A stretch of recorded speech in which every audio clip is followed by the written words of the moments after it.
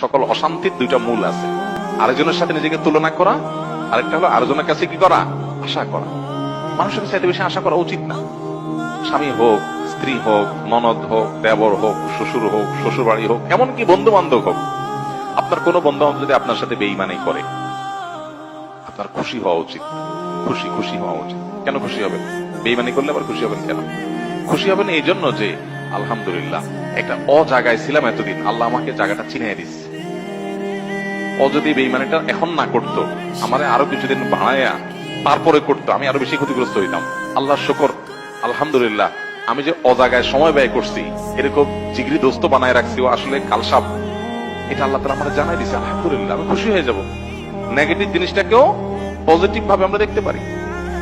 যত হতাশা আছে, এই হতাশা দূর বেশিরভাগ ক্ষেত্রে হয়ে যাবে শুধু মেন্টালিটি পরিবর্তন করবে। আল্লাহ আমাদেরকে সেই তৌফিক দান করুন।